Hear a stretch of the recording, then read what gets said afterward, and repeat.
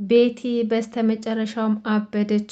ኪራን ስታጣው ለአንድና ለመጨረሻ እርግጠኛ ስትሆን መጨረሻዋ እብደት ሆነ።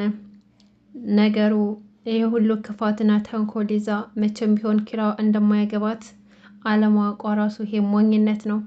ጽናት ደግሞ ቤቲን እንደዛ ሆና ስታያት ኪራን አልፈልግም፣ እኔ አንተን አላገባህም፣ ምክንያቱም ቤቲ አንተን በዚህ ልክ አፍቅራ እንደዚህ ሁና እያየኋት ሴት ልጅ ነኝና የሴት ልጅ ሞራል ተረማምጄ አንተን ላገባ አልችልም። ምክንያቱም ነገ የኔም እጣ ፈንታ ልክ እንደ እሷ ነው የሚሆነው። ስለዚህ አንተን አላገባህም ብለዋለች ማለት ነው።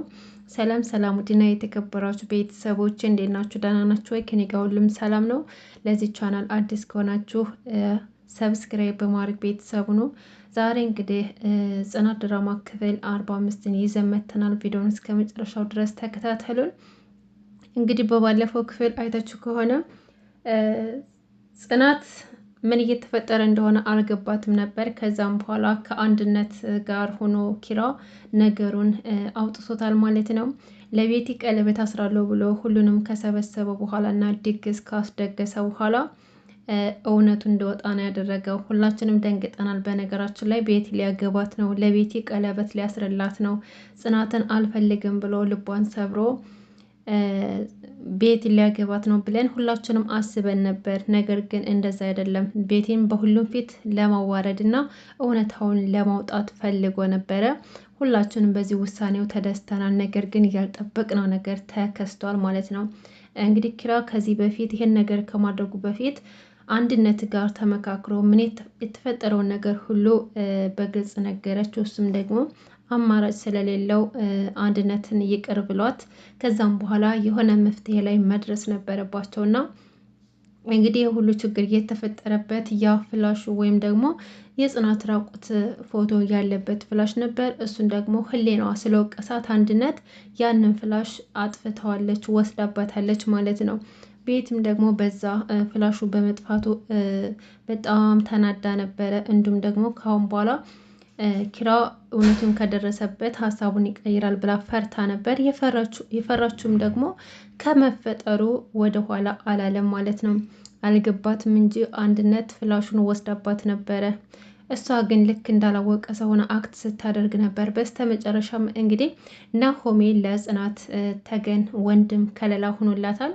አይታችሁ ከሆነ ጽናት ሰክራ እዛ የጠጡበት ቦታ ላይ ብዙ ነገር ስትናገር ነበር። ተደፍራ እርጉዝ እንደሆነች፣ በአሰሪዋ እንደተደፈረች፣ ትምህርት ትማራለሁ ብላ የቤት ሰራተኝነት እየሰራች በአሰሪዋ ተደፍራ እርጉዝ እንደነበረች እና የአሰሪዋ ፍቅረኛ ደግሞ መርዛ ጎንጭታት ልጇን እንደገደለችባትን ስትናገር ነበር። ይህ ማለት የሰከረ ሰው ሁሉ ነገር ውስጡ ያለውን ሚስጥር አውጥቶ ስለሚናገር ማለት ነው። እና ተያለ ሊያስቆማት ቢሞክርም ናሆሜ እሷ ግን ዘራፍ ብላ የተፈጠረባትን ነገር ሁሉ ስትናገር ነበረ። ናሆሜ ሊያረጋጋት ቢሞክርም እሷ ግን ውስጧ የተለኮሰ እሳት ስላለ ምንም ልትረጋጋ አልቻለችም። በስተመጨረሻ ኪራ እየደወለለትና የት እንዳሉ ይጠይቀዋል። እሱም ደግሞ ያሉበትን ይነግረዋል። ናሆሜ እንግዲህ ኪራን ሲቆጣው ነበር። ደርሰ ሀሳብ ያትምሰል፣ ልጅቱ እንደዚህ ካረጋት በኋላ ህይወቷን አደጋ ላይ ከጠልከው በኋላ ደግሞ አሁን እያሰብክ መስለህ አታስመስል እያለም ሲጮህበት ነበረ። ኪራ ደግሞ የተረዳው ሰው የለም እንጂ ይሄ ሁሉ ነገር ያደረገው ለጽናት በማሰብ ነበር ማለት ነው። በስተመጨረሻም እንግዲህ እንሂድ ሲላትም መሄድ አልፈልግም፣ ሙሽራ የመጣ እዩት፣ ሙሽራ የመጣ እያለችም ስትናገር ነበረ። ወደ ቤት መሄድ ይኖርብናል ዝም በይ ሲላት ወደ ቤት የሚሄደው ሚዜ ልታረገኝ ነው እያለችም ስትል ነበር። እንግዲህ ያልገባት ነገር ቢኖር ኪራ እሷን እያዳናት እንደሆነ አልገባትም። በእሷም አልፈርድባትም። ምክንያቱም ሁሉን ነገር ግልጽ አድርጎ ስላልነገራት ነው እንጂ ቢነግራት ኑሮ ትረዳው ነበረ። ዞሮ ዞሮ ወደ ቤት ወሰደዋት። እንግዲህ የተፈጠረ ያለውን ነገር አያውቁም። ቤት ውስጥ ያሉት ሁሉ አያውቁም ነበር ከአንድነትና ከኪራ ውጭ። ኢቨን ቤት ራሱ አታውቅም ማለት ነው። ከዛም በኋላ እንግዲህ ድግሱም የተደገሰ ወጡ ምናምኑ ተሰራራ። ቀለበት አሰራ ሊያደርግላት ተብሎ ነበር። ነገር ግን ናሆሜና መራዊት ኪራ ላይ ሲጮሁበት የተፈጠረውን ነገር እንደምንም ብሎ አረጋግቶ ነገራቸው። ነገር ግን በጣም ተገርመውና ደንግጠው ነበረ። ከዛም በኋላ ምንም አላሉም፣ ዝም አሉ። ያ የፕሮግራሙ ሰዓት እስከሚደርስ ድረስ። ከዛም በኋላ ሁሉንም ሰው ሰበሰቡና አንድነት የምትነግራችሁ ታሪክ አለ ብሎ አንድነት ታሪኳን ትቀጥላለች። የተፈጠረውን ነገር ሁሉ ቤቲ ምን እንዳረገቻት እንዴት የጽናትን ታሪክ የራሷ ታሪክ አስመስላ ቤቲ ለአንድነት እንደነገረቻት አንድነት ደግሞ ስሟ ማስረሻ እንደሆነና ታማሚ ልጅ እንዳላትና በዛ በታማሚ ልጇ እያስፈራራቻት እንደነበረ በዚህ ምክንያት በማታውቀው ነገር ገብታ ትልቅ ወንጀል እንደሰራችና የእነሱንም ይቅርታ እንደምትፈልግ ሁሉንም ነገር ፍርጥርጥ አርጋ ነገረቻቸው ማለት ነው። ጽናት ይህን ስትሰማ ማመን አቅቷት በጣም ደንግጣ ነበረ። ከዛም በኋላ አንድነትም ትሄድና ጽናትን በድይሻለሁ ጽናትዬ፣ እኔ የሰማሁት ያንቺን ታሪክ የቤቲ ታሪክ መስሎ የነበረ ነገር ግን ሳላውቅ አንቺን በድዬሻለሁኝ። ለዚህ ሁሉ የዳረኩሽ እኔ ነኝ ምክንያቷ። ስለዚህ ይቅርታ አድርግልኝ። ምን ላድርግ? ሴትነቴ አሸነፈኝ፣ እናትነቴ አሸነፈኝ። ይህን ታሪክ የራሷ ታሪክ አስመስላ ስትነግረኝ አልቻልኩም ነበር ትላታለች። ከዛም በኋላ ጽናትም ይቅርታ አረገችላትና ቤቲ ግን አበደች፣ ጨለለች። በቃ ለየላት። ሩጣ አንድነትን ልታንቃት ስትሄድ እንግዲህ ጽናት መታ በጥፊ ጠፈጠፈቻት። ይሄ ልጅን ስለገደልሽብኝ ነው፣ ይሄ ደግሞ ፍቅሬን በራቁቴ ፎቶ ስታስፈራሩ በነበረው፣ ይሄ ደግሞ ህይወቴን ላበላሽሽብኝ እያለች በጥፊ ጥፍጥፍ አረገቻት። በስተ መጨረሻም ቤቲ እብደቷ ቀጠለ። መጮህ ጀመረች፣ ማልቀስ ጀመረች፣ መሳቅም ጀመረች። ሁሉም ድብልቅልቅ ያለ የተደበላለቀ ስሜት ተሰማት። በቃ የምትናገረውን ነገር አታውቅም። መራዊት ጋር ሄደችና ቆይ ምሩ፣ እኔ መፈቀር የምችል ሰው አይደለሁም። እኔ ለኪራን ሰው አለሁ። ለምንድን ነው ኪራ ማያፈቅረኝ? እኔ ከአንቺ በምን አንሳለሁኝ?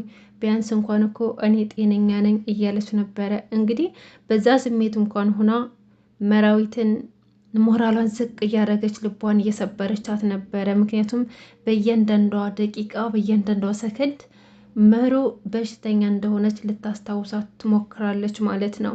መሩም እንግዲህ ምንም መልስ አልሰጠቻትም፣ ዝም ነው ያለቻት።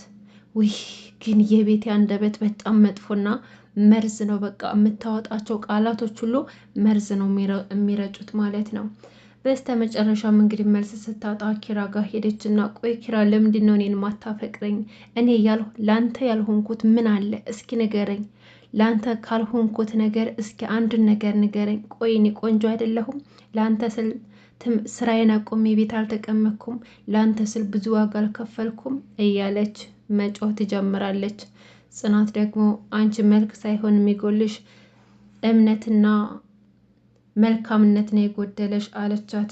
ኧረ እባክሽ ተይ እንጂ አንቺሳ ትናንትና ከገጠር መተሽ እኔ ለብዙ አመታት የገነባሁትን ፍቅሬን ያበላሸሽብኝ፣ የበተንሾ ፍቅሬን የቀማሽኝ አንቺሳ ምን ልትባይ ነው ትላታለች።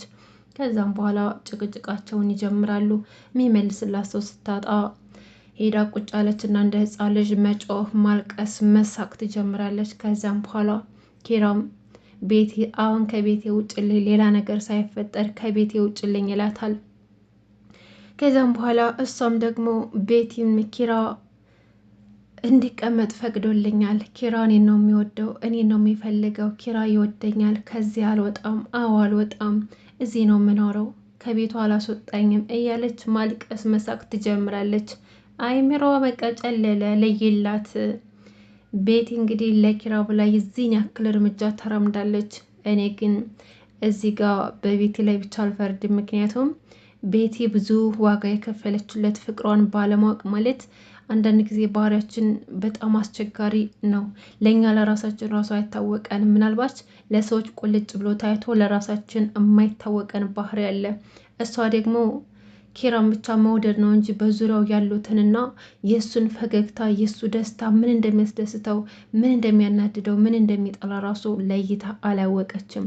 በእሷ ቤት ሌሎችን ሰዎች ስላሸነፈችና ስላሸማቀቀቻቸው ጀግና ስለሆነች ኪራን የራሷ የምታደርግ መስሏት ነበረ። ነገር ግን ያልገባት ነገር ቢኖር ጽናት የቤት ሰራተኛ እንኳ ብትሆንም በመልካምነቷ አሸንፋት ኪራን ወስዳለች።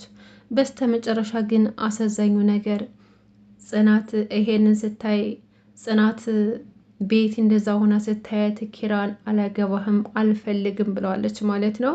ምክንያቱም ሴት ስለሆነች እኔም የቤቲ ጣፈንታ ይደርሰኛል ብላ ስላሰበች ኪራን አልፈለግህም፣ እኔ አንተን ላገባህ አልፈለግም፣ በቃ ከህይወት ይውጣልኝ፣ ከቤቲ ጋር ነው መኖር ያለብህ ብላ ወስናለች ማለት ነው።